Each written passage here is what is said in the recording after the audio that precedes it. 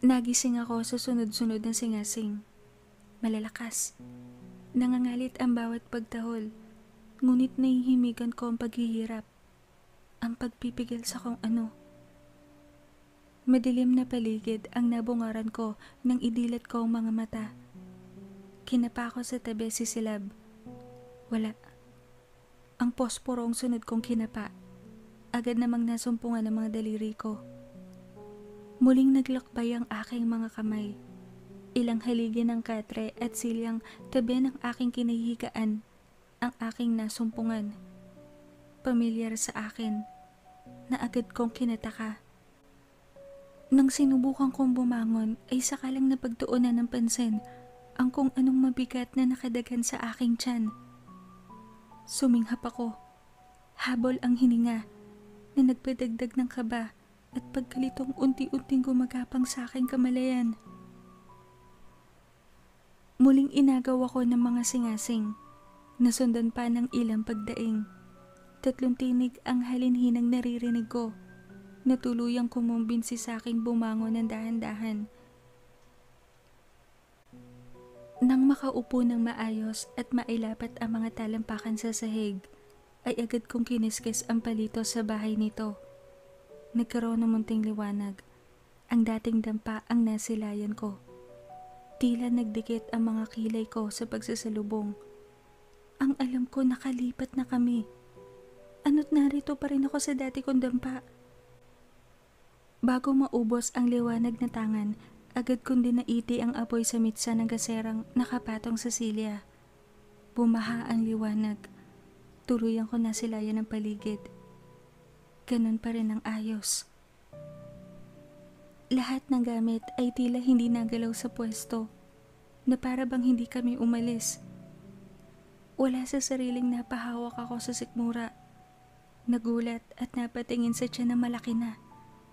Tila may kung ano sa loob ko, sa loob ng aking dibdib na lumagabog ng sunod-sunod. Nanginginig ang mga daliring sinipat ang tila nasa kabuuan ng laki ng tiyan. Anong nangyayari? Muling inagaw ng 3 singasing ang aking atensyon. Napatingin ako sa pintong nakapinid. Nang ilang tawanan ang aking naulingan pa, na tila dinudutsa ang 3 sumisingasing na siyang nagpagising sa akin. Maingat akong tumayo. Inabot ang gasera at isang kamay na sinapo sa ilalim na bahagi ang aking tiyan. Nang makarating ako sa pinto, agad kong binuksan iyon. Sumalubong sa akin ang maliwanag na buwan na hindi ko maintindihan kung bakit sa loob ng bahay ko napakadilim. Ni walang sinag ng liwanag na sumusuot sa mga siwang ng dingding. Ang mga singasing ay lumakas na siyang nagpaigdad pa sa akin dahilan ng pagdulas ng gaserang aking hawak. Tila nabalutan ng kung anong mahikahang sandali. Nawala ang tunog ni hindi ko marinig ang pagbagsak ng gasera at pagkabasag ng garapa. Natuon lang ang mga mata kong nanlalaki sa paligid. Sa loob ng aking bakuran, naroon sila Silab, si Nana Pepa at si Elias. Nasa anyo sila ng mga aswang. Mula naman sa labas, hindi ko mabilang ang ilang pares ng nagbabagang mga mata. Galing sa makakapal na kasukalan, unti-unting humahakbang patungo sa liwanag ng buwan. May anyong tao, may anyong malaking aso. May isang malaking bulto ng katawan ang tumungo sa gitna. Pasan sa kanang balikat ang walang malay na katawan. Isang babae. Tila ba manikang binalibag sa lupa. Isang aso naman ang lumapit, naging katawan tao, at pinalabas ang matutulis na kuko sa kanang kamay. Napasinghap ako nang walang ano-ano ay ginilitan nito ang babae. Lumawa ang dugo sa lupa. Lalong nangalit sila Silab. Tumatalsik ang laway sa bawat pagtahol at pagsingasing. Tila hindi pa nakontento, binutas ng lalaki ang tiyan ng babae at hinagis sa gawin namin ng mga laman loob na nahugot. Tumindi ang daing nila Silab. Tinatakaw sila. Pinapainan ng sariwang dugo at laman. Nagsalita ang isang nagkatawang tao, si Alab. Lumabas na raw sila, bumigay sa temptasyon. Nang ilipat ko ang mga mata kila Silab, nakita kong nasa wangis na sila ng tao. Nangihinang napaluhod, kapwa ng lalalim ang kanilang mga mata. Panayan lunok. Ngunit hindi maampat ang mga laway na umaapaw sa bawat gilid ng kanilang mga labi. Mga labing hindi na maisara. Luminaw sa isang sulok ng aking utak ang nangyayari. Mula nang matagpuan nila Alab ang bago naming pugad, ay hindi na nakalabas sila Silab upang makapangaso. Bantay sarado na kami, at dinasalan na nila ang paligid upang kahit anong hayop ay hindi mabuhay sa aming teritoryo, ni halamang maaari kong kainin. Ibigay mo sa amin si Rosal at papakainin ko kayo. Nangiinsultong wika ni Alab na kinasingasing nila Elias. Napasa po ako sa tiyan na nanigas. Saglit pa, may kung ano sa aking tila bumulwak. Napatingin ako sa bawat binting inaagasan ng sariwan dugo. Hindi ko na pinansin ang halong pagsingasing at pagdaing nila Elias. Ilang pagtapik sa aking pisngi ang gumising sa akin. Si Silab ang nasilayan ko. Panaginip lang pala. Ngunit bakit parang totoong totoo? Nilalabo ang mga matang yumakap ako kay Silab. Ginantihan niya ang higpit. Tinumbasan ng init. Pinunas ko ang mga luha sa kanyang damit. Ginala ang paningin sa paligid. Hindi pamilyar ang silid na kinaroroonan namin na lalong nagpalubag sa bigat ng loob kong nararamdaman. Masamang panaginip? Tanong niya na kinatungo ko. Sinubsob ko muli ang mukha sa kanyang dibdib. Ayokong pag-usapan sapagkat alam kong lalong bibigat ang aking dinadalang takot at alalahanin.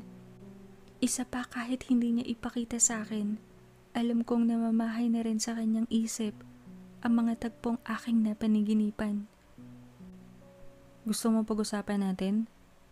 Tanong niya pa, na muli kong kinailing. Hinapit ako lalo ni Silab. Tila batang pinaupo ako sa kanyang kandungan at pinahilig patagilid sa kanya. Yumakap ang kanyang kanang braso sa likod ko, ang isa sa mga hita ko. Hinilig ko ang pisngi sa kanyang dibdib. Pumikit. Namayani ang katahimikan. Kapwa namin pinapakiramdaman ang tibok ng puso ng bawat isa.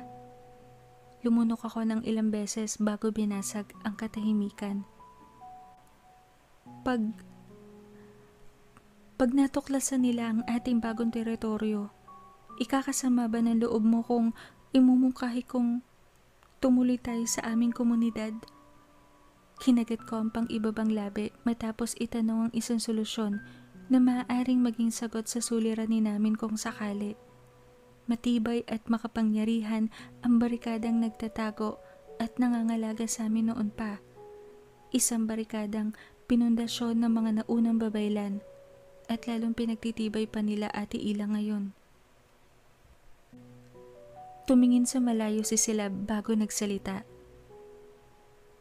Isang pamayanang nilikha upang proteksyonan ang mga nasa loob laban sa mga aswang na tulad ko. Aniyan na kinaluno ko. Alam ko naman ngunit iba kayo. Hindi kayo tulad ng ilang halimaw. Napipi ako nang bumuntong hininga si Silab bago muling nagwika. Patawarin mo ako, mahal ko. Hindi ako lubos na makapangyarihan upang maipaglaban ka. Kung ako lang hindi ko tatakbuhan ng aking kapatid kaso dumating ka. Andyan din sila Nana Pepa. Mahinang wika niya bago lalo akong kinabig palapit. Hindi sa lahat ng pagkakataon dapat hangaan at asamin ang kapangyarihan, maging ang kalakasan. Salo ko sa ilang hindi na niya tinuloy na sasabihin. Mahal na mahal ka ng iyong kapatid, Rosal. Kung darating ang pagkakataon na hindi na kita kayang itakbo pa, ipangako mo sa akin babalik ka kila Ilang. Poproteksyonan ka nila, kayo ni Luna. Tila ako ng limig sa kanyang huling sinabi. Bahagya akong inilayo ang sarili sa kanyang katawan at pinakatitigan ng mukha ni Silab na sa akin niya rin tinapon ang nilalabong mga mata. Umiling ako. Pilit pinalis ang panaginip at tagpong nanariwa sa aking isipan.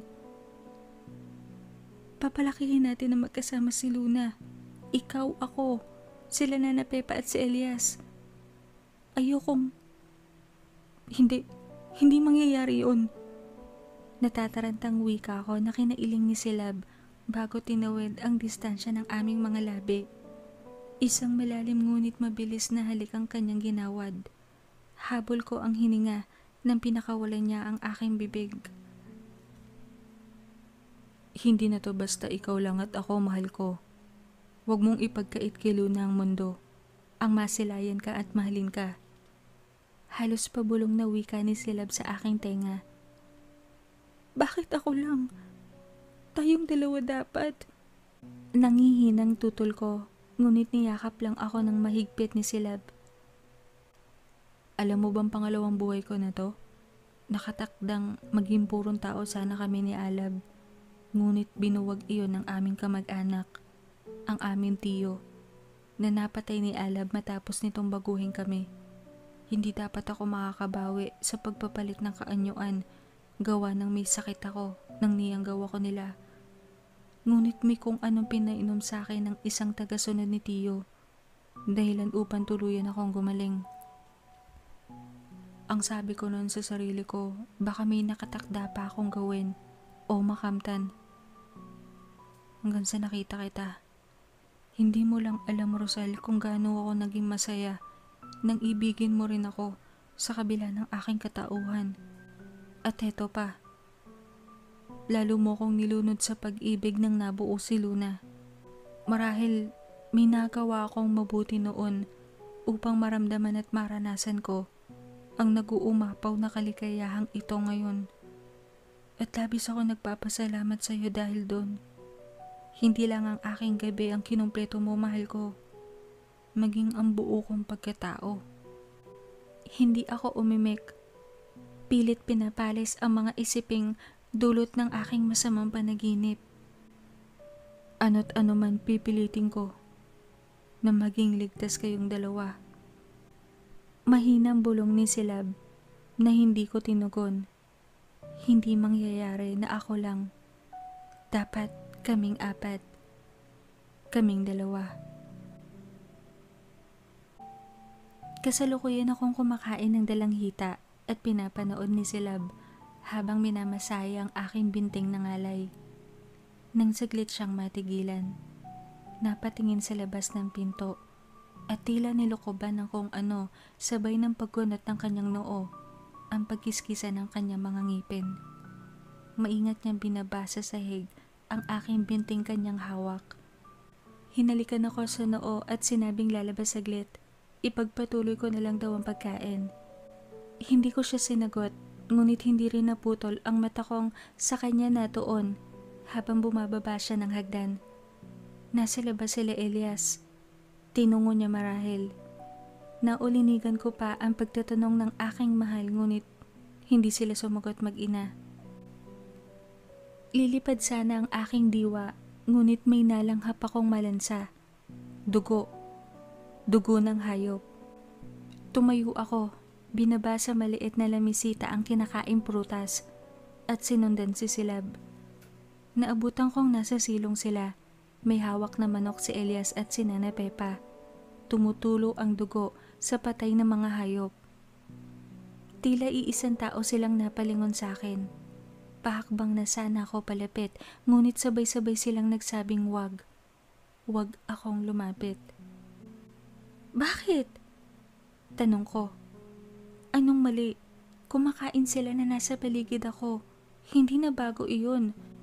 Si Elias nga ay hindi iilang beses kong kalapit minsan at halos katabi pa habang pumapangas ng manok at hilaw na karne. Ngunit bakit tila ilang na ilang siya ngayong tumingin sa akin? Wala kaming inhibisyon. Wala akong problema sa kanila at ganun din sila sa akin. Ngunit bago pa ako magdamdam, ay nagsalita si Elias. Tila hiyang-hiya ngunit dahil ayaw ako masaktan, umamin na rin. Gutom kami, Ate Rosal. At napakabango mo sa ilong. Nakayo kong amin ito.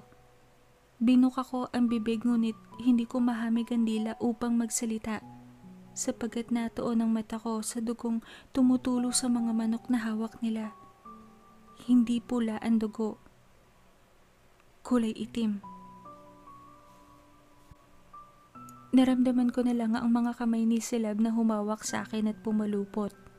Binuhat ako at inilayo kila Nana Pepa. Nayukong-yuko.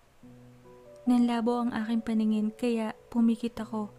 Nasumpungan ko na lamang na nakaupo na ako sa katre. Yakap pa rin ni Silab. Hindi ko maintindihan. Bakit? Tanong ko sa aking mahal na tinaniman ako ng mumunting halik sa pisngi at sa tenga.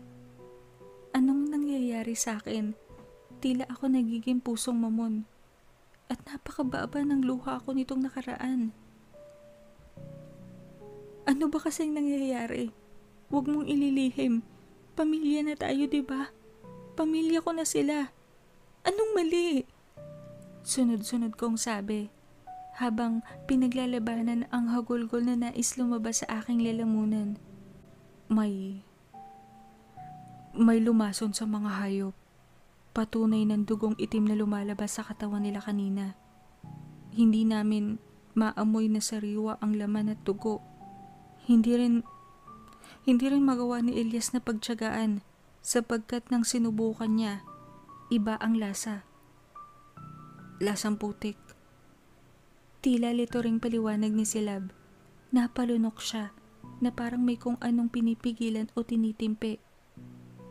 Paanong nangyari yun? Tanong ko. Isang buntong hininga ang pinakawala ng aking mahal. Malamang si Alabang may kagagawan. Gusto niya kaming gutumin. Napapahiyang amin na rin ni Silab.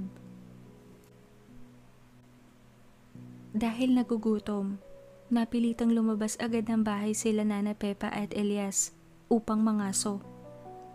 Ngunit may kung ano sa aking sumikdo nang makita ko silang papalabas ng bakuran. Namalayan ko na lang na maingat akong hinigit ni Silab nang kusang humakbang ang mga paa ko pasunod. Mga ngaso lang sila, mahal ko. Baka matagalan pa kasi. Hindi mo na kailangan sumama. Uwi ka ni Silab, ngunit sunod-sunod na pag-iling ang sinagot ko. May mali. Nararamdaman ko. Dapat magkakasama tayo. Pilit ko. Tumanggi si Silab at takmang ipapasok na ako ngunit sa hindi ko malaman dahilan, tila bata akong naglupasay. Tinatawag ko sila Nana Pepa. Pinipilit kong sumama. Nag-umpisa akong humagulgol. Alam ko may mali sapagkat nararamdaman ko. Hindi ako mapapanatag hanggat hindi sila nakikita o hindi sila kasama. Pinalis ko ang mga kamay ni Silab nang tangkain niya akong buhatin. Sumigaw ako. Pilit pinapabalik sila Nana Pepa at isama ako. Magkakasama kaming apat. Anumang mangyari, hindi ako papayag na maghihiwalay sila sa akin. Sa amin. Ang munting sa pantaha ko ay nagkatotoo. Nang humakbang na sila Elias patungo sa kakahuyan, tila napaso ang kanilang mga talampakan. Agad silang napaatras. Basa ko ang alinlangan sa mata nila Nana Pepa nang ituon nila ang paningin kay Silab. Nakasalukuyan naman akong karga. May malapit bang merkado dito? Tanong ko kaagad.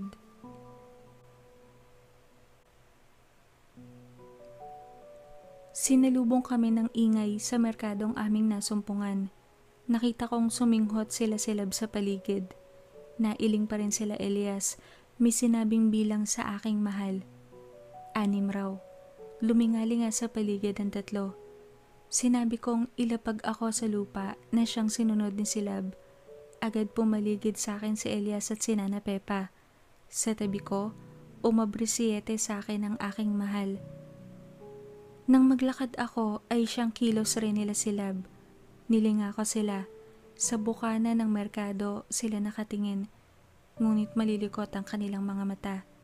Alerto at handa ang mga kamaong nakakuyom. Napatingin ako sa papalubog na araw. Wala pa kaming 1 linggo sa bagong pugad. Heto kami agad. Limitado ang mga galaw. Kuya! Mahina, ngunit may tigas na tawag ni Elias na kinatingin namin sa kanya. Tumungo siya sa unahan kasi. Si Nana Pepa sa likod ko naman pumuesto. Muli, ang lupa sa bukana papasok ng merkado ay nakakapaso raw. Talagang gugutuming kami. Nakita kong bahagyang umusok ang hinlalaking daliri ni Elias sa kabila ng suot niyang sapin sa paa. Maingat siyang humakbang paatras. Gumuhit ang desperasyon sa mukha nito at agad ako nahabag. Hindi ko pa nararanasang magutuman ngunit alam kong hindi biro ang kaso ng tiyang kumakalam sa tulad nilang mga aswang. Nakadagdag pa ang sitwasyon ko sa kanila sapagkat buntis ako. Saglit ako napaisip nang igiya ako ni Silab palayo sa merkado. Otomatikong napatigil ang aking mga paa sa pagakbang. Bakit? Tanong agad ni Silab. Kailangang may maiuwi tayo kahit 3 manok lang o 1 tipak ng laman ng baboy o baka. Uwi ka ko. Napalunok si Elias. Maghintay tayo saglit. Baka may matatawag tayong tao na maaaring pakisuyuan. Ani Nana Pepa na lumingalinga. Nagbantay sa paligid kung may matatawag di kalayuan mula sa aming kinatatayuan. Umupo ako sa isang nakausling bato. Sa malas nga lang, tila lahat ata ng tao ay nasa loob na merkado. At tila sa Japang ni wala man lang naliligaw malapit sa amin. Hindi ko naman nararamdaman ang paso sa mga talampakan kanina sa kakahuyan. Uwi ka ko maya-maya. Nakuryoso kasi ako, nagpababa ako kanina. Hindi ka rin naman namin hahayaang mangaso para sa amin. Sagot agad ni Silab. Alam kong mangaso ngunit sa kalagayan ko ngayon, malamang hindi ako maaaring tumakbo o tumungo kung saan-saan. Natuon ang mata ko sa merkado di kalayuan. Ngunit sa loob nun, bibili na lang ako. Napahawak sa braso ko si Silab at si Elias nang tumayo ako sa pagkakaupo. Ako na lang, bibili ako mula sa loob. Anunsyo ko. Sabay sumagot ang 3. Hindi raw pwede. Umapela si Elias. Kung ako raw, ayaw kong mahiwalay sa kanila. Lalo naman daw sila sa akin. Nanindigan ako. Sinabi kong malapit na lang naman. Sa bukana lang ako bibili. Umiling si Silab. Sumang-ayon sa kanya ang mag-ina. Paubos na ang pasensya ko at nadedesperado na ako nang may nahagip ang aking mga mata.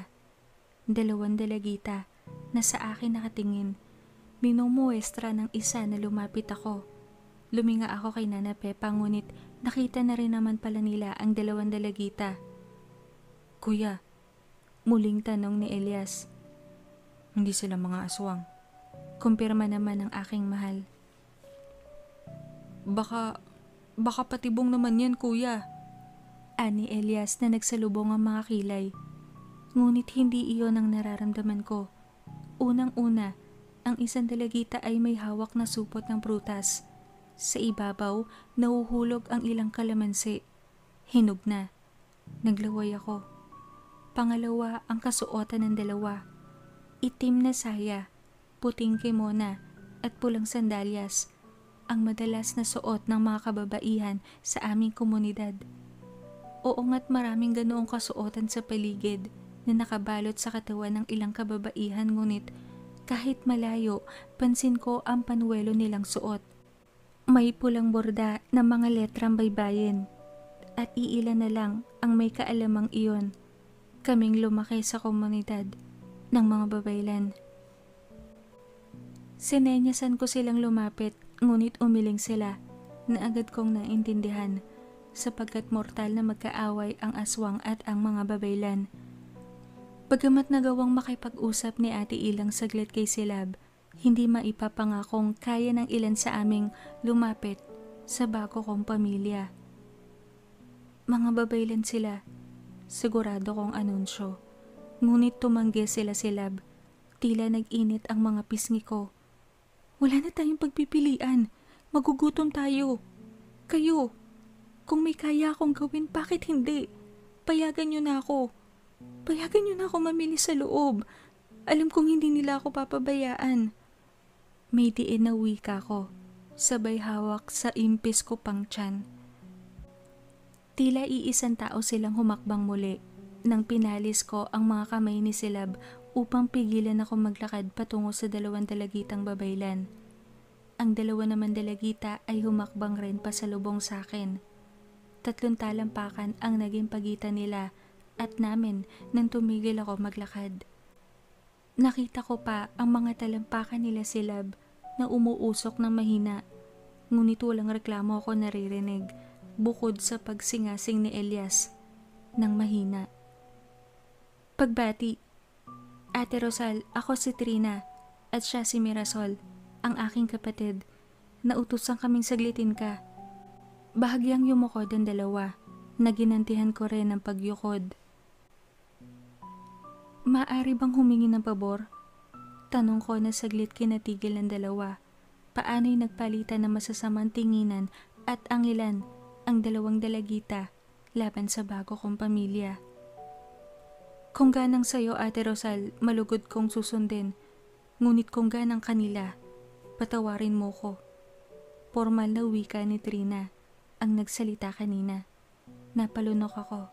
Saglit na paisip. Maaari niyo ba akong eskortehan papasok para sa ikakagaan ng loob ng aking pamilya? Pakiusap ko na saglit kinapatdan ng dalawa. Halata ang irita sa terminong ginamit ko, ukol sa 3 kong kasama. Walang nagawa si Silab nang tuluyan akong pumasok sa loob ng merkado. Agad akong dinikita nila Trina at Mirasol. Nang lingunin ko si Silab, madilim ang kanyang anyo. Hindi alintana ang init sa talampakan mula sa kanyang kinatatayuan. Sa akin lang nakatuon ang tsokolate niyang mga mata. Agad ako nagmadali, nagpalinga-linga. Binigyan naman ako ni Mirasol ng isang malaking bayong. Ang supot ng prutas na dala niya kanina ay nawala. Hindi ko napansin kung saan niya nilagay. Hindi ko na rin naman na inintindi. Agad akong tumungo sa pwesto ng mga manok na buhay at kinatay ng mga baboy. Mabilis ang bumili. Habang nilalagay sa bayong ko ng tindera ang mga pinamili, saglit akong lumingon sa paligid. Hindi lang 6 ang nasulyapang kong nagliliyab ang mga mata at sa akin nakatingin. Nalingunan ko si Trinang may kinukuyumos na mga kalamansi sa kamay. Kumunot ang noo ng tinderang minasdan ang ginagawa ni Trina. Hindi malaman kung bakit tila pinapatulo pa ng dalagita ang katas ng kalamansi sa kanyang braso at siko. Natawa naman si Mirasol na may sarili ng hawak na bayong. Ilang gulay at prutas ang laman. Nasa isang misyon sila Ate Ilang, Ate Rosal. Bukas na madaling araw ang dating nila. Wika ni Trina na saglit nagpalinga-linga sa paligid bago ako tipid ng initian. Kinuha nito ang bayong na naglalaman ng mga pinamili ko. Tipid ako nagpasalamat. Ipagpaumanhin mo, Ate Rosal, kung hindi ako pumayag na sundin ang pabor mo kanina. Naiinsulto ako. Kami, kung susundin ka namin.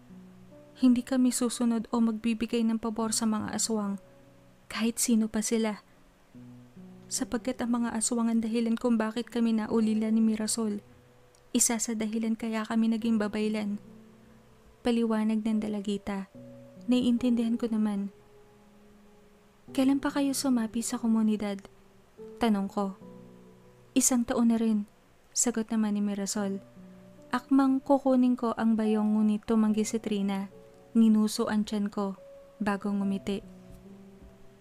Tuluyan akong tumalikod pagkaabot ng bayad. Sumunod ang dalawa. Ilang minuto lang ang lumipas. Labis ang aking pagmamadali. Alam kong hindi aalisi sila boroon. Hindi sila mapapakali. Gayon din naman ako. Kung saan ko iniwan si Silab, naroon pa rin siya nang ako'y bumalik. Iniwasan kong tignan ng kanyang mga talampakan. Niyakap niya ako at akmang kakargahin ngunit tumanggi ako. Luminga ako kay Latrina na malayo na sa akin. Nasa kamay na nila Nana Pepa ang mga pinamili ko. Kumuway sila Mirasol sa akin at tumalikod rin. Ako naman ay napasulyap sa merkadong pinanggalingan. Hindi ko alam kung namamalikmata lang ako ngunit tila nakita ko si Alab na nakahalo sa karamihan. Nakangisi at sa akin nakatuon ang nagbabagang mga mata.